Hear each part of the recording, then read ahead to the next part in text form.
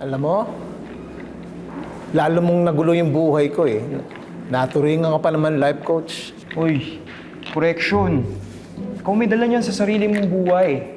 Masyado kang na-excite na meron ng Rene 2.0. Tignan mo, nakasakit ka na ibang tao. I warned you, remember? Naku, ikaw talaga. Eh, paano ngayon yan? Iniwan na ako ni Marta. Binlock na ako ni Ashley. Man, move on. Focus ka sa sarili. Hindi naman kailangan na may ibang taong makinabang ng better version ng sarili mo. Pwedeng sa sarili mo lang yun.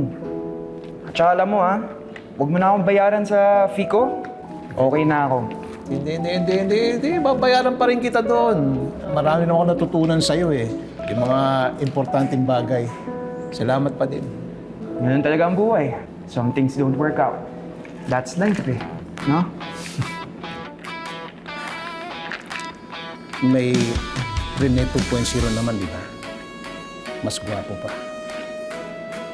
Nox! Lakas ah! Mas malakas yung siko mo.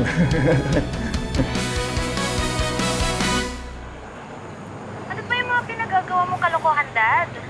Hindi kaya nga magsosorry eh. Alam mo naman, hindi naman ako perpektong tatay. Hindi naman ako perpektong asawa.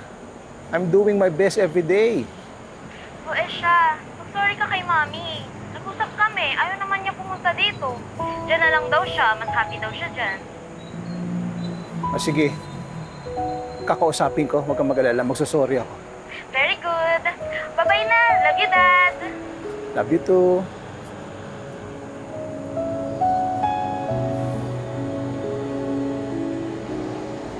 Ashley? Oh, Rene! Ay, Ashley, sorry sa mga pagkakamali ko, ha? Ay, alam mo, hindi naman talaga ako ganun, eh, pero hindi excuse yun, eh. Kaya, nagsosorry talaga ako. I apologize. Naku, okay na yun. Tanga din naman kasi ako eh. Palaasa. Alam mo, ipagdarasal kita na makahanap ka ng partner mo sa tamang panahon. Ah, thank you. Again, sorry. Hello. Rene? Jake! Naktanto ko. Anong ginagawa mo dito? Sa dami ng lalaki, wag to, ha? Wow ah!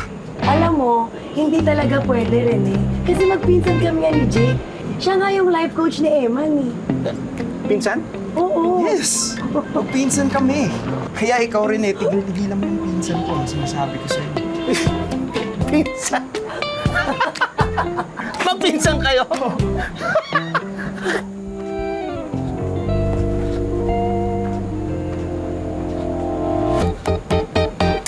Rene! Uy, Marta. Tumawag si Margaret. May sasabihin ka daw. Oo. Magsosorry sana ako sa'yo sa mga pagkakamaling nagawa ko ng mga nakaraang taon, yung mga pagkukulang ko sa'yo, yung mga pangarap na natin di nagawa. Kasi masyado akong nakapante. Akala ko ayos na para ipakita sa'yo na mahal kita. Salamat rin sa paghingi ng tawad. Hindi lang naman ikaw ang nagkulang eh. Ako rin naman.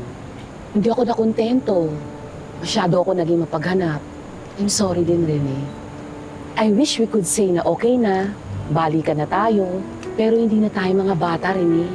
Huwag na natin ipilit yung mga bagay na hindi naman mag-work out. Sa ngayon.